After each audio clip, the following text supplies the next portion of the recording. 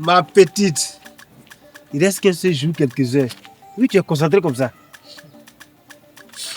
Donne-moi le programme de ce soir. Il n'y a rien de programme. Il n'y a pas de programme. En fait, je me pose une question. Est-ce que toi-même là, tu es prêt pour ce temps de carême là?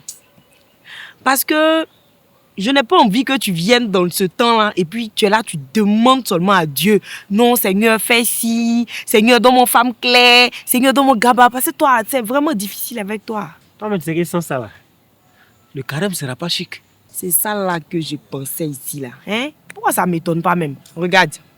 Ce temps-là, c'est de faire d'abord la volonté de Dieu. C'est-à-dire que votre affaire là, toujours c'est nous, on doit faire la volonté de Dieu et puis après lui, il va faire pour nous. C'est comme ça. Hein? Toi-même, tu sais que moi, je suis parti là. C'est pour juste demander, Seigneur, donne-moi des abonnés, donne-moi des likes. Sinon, ça, moi, j'allais faire quoi à l'église? Il allait faire quoi avec l'histoire de carême? Regarde, si tu fais ce que Dieu te demande, hein, les autres vont venir naturellement. La Bible dit, recherchez premièrement le royaume de Dieu, sa justice, et le reste vous sera donné de surcroît. Cette histoire devient difficile. Donc si je comprends, je dois aller à l'église, écouter, comprendre et puis suivre. C'est ça. Moi qui pensais que je partais juste dire, Seigneur, donne-moi des abonnés, donne-moi l'argent, donne-moi ceci. Votre affaire de dire, ça commence à me décourager. Hein. Ça commence à me décourager. Non, pourquoi te décourager? Moi, je te fais confiance, je sais que tu peux. Tu as déjà bien commencé. Regarde, tu as effacé toutes les bêtises là de ton téléphone, tout ça.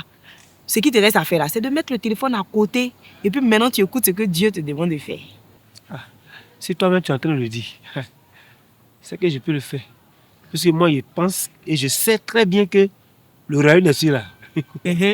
Ça se trouve entre l'une de tes robes qui traîne là. Faut rentrer chez toi. Oh. J'ai dit, faut partir chez toi. Ma soeur Marguerite, on ne se fâche pas. Hein. N'oublie pas que demain, c'est le jour du carême.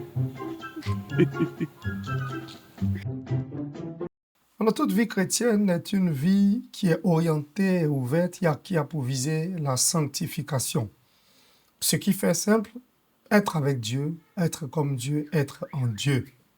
Or, le temps de carême est justement ce temps privilégié-là qui est censé nous ouvrir à la grâce de Pâques, un temps dans lequel nous voulons davantage nous entraîner pour ressembler à Jésus, mais bien plus pour bénéficier des grâces que Jésus va nous donner, de la grâce du salut, de la grâce de la résurrection. Dieu doit être au centre du temps de carême, et c'est important pour tout chrétien catholique de ne penser, de ne vivre et de ne respirer même, si je vais jusqu'à là, qu'en Dieu, durant le temps de carême. Car en réalité, nos nombreuses privations, nos efforts que nous ferons quotidiennement et même après le temps de carême, s'ils ne nous ouvrent pas pleinement et totalement à la grâce de Dieu comme centre de notre vie, ne servent strictement à rien. Ce qu'il faut faire, c'est de mettre Dieu comme cible principale de nos regards durant ce temps de carême. Et pour cela, il faut pouvoir fermer les yeux sur tout ce qui autour de nous empêche de regarder uniquement le Seigneur et de le voir. Et deuxièmement, il faut ouvrir notre cœur, il faut ouvrir tous nos sens aux réalités du ciel, aux réalités célestes. Choisis Dieu, fais de lui le centre de notre temps de carême. Voici l'objectif de tous ceux et celles qui s'engagent à vivre pleinement et absolument et très bien leur temps de carême. Que Dieu demeure donc le centre de notre vie durant le carême et bien avant et bien après.